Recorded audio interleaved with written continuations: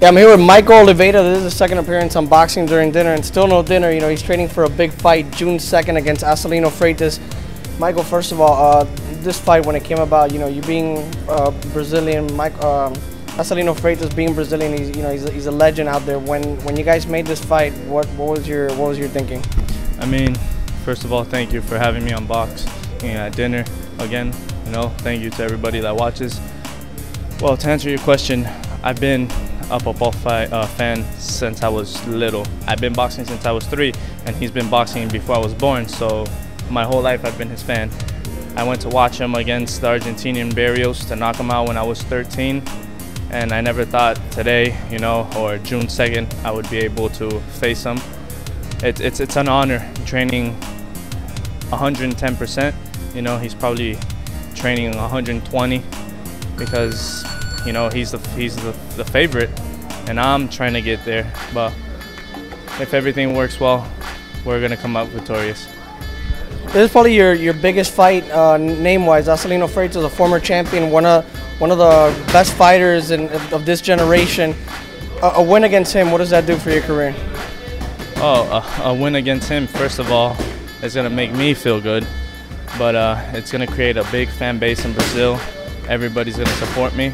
But most important of all, it's gonna open several doors, you know, for me to be able to fight other people. The most important thing for me is I'm gonna be respected, and that's what I want the most.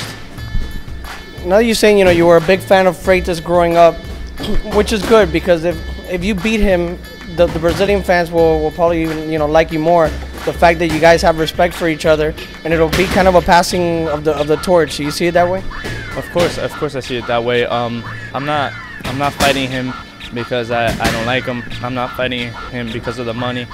I do think that, you know, it is time to pass down the torch. Yeah, he had his chance to be famous, and he was. Why not give it to someone else to keep Brazil in the story, you know, to keep Brazil in the media? And, you know, when my time comes, I'll pass it down myself, you know. It's just nature. And like I always say, Brazil has the ability to be famous in everything, not just soccer. Why not boxing? Why not volleyball? We have fantastic volleyball players. But, you know, sometimes you got to put in the hard work to be noticed.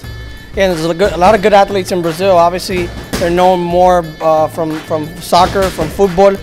You know, most people will, you know, recognize Neymar or Antonio Rodrigo Nogueira more than they would a boxer. Do you think it's with this fight and the way you fight, and you know, you have a fan-friendly style, that you could bring boxing back to the map in Brazil, that Michael Oliveira could be as big a name as these guys? Oh, of course I can. You know, and not just me. We have fantastic Olympic fighters. My goal is to bring boxing back to Brazil one way or another. If I make it to the top, if I don't make it, I'm gonna help somebody make it. You know, we need to show the world that Brazil is not just soccer. Yeah, you're born in Brazil with a soccer ball, but why not be born with a boxing glove, you know? And you mentioned something interesting now. You mentioned about the amateur fighters. Brazil probably has one of the best boxing teams coming into these Olympic Games. If they're able to medal, like maybe 5 or 6 medals, you know, maybe not gold, but bronze, silver, even gold, what do you think that does for boxing in Brazil? Oh, that's phenomenal. That opens several doors to everybody, you know. I love boxing since I was little. Maybe, you know, people in Brazil don't love it because they haven't been exposed to it, and that's what we're trying to do. Aside from being a fighter, like you said, you're a big boxing fan.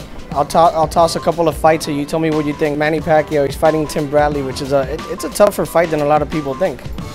But then again, styles make fights.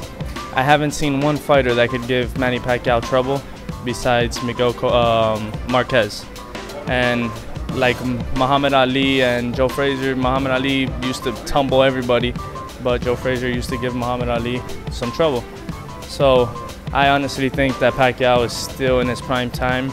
Maybe down the line, somebody might, you know, impress the world. But so far, I don't think it's the time yet. And one more fight before we go. June 2nd, Michael Oliveira against Acelino Freitas. You know what? I'm skeptical about that fight, but I'll let you guys predict that one.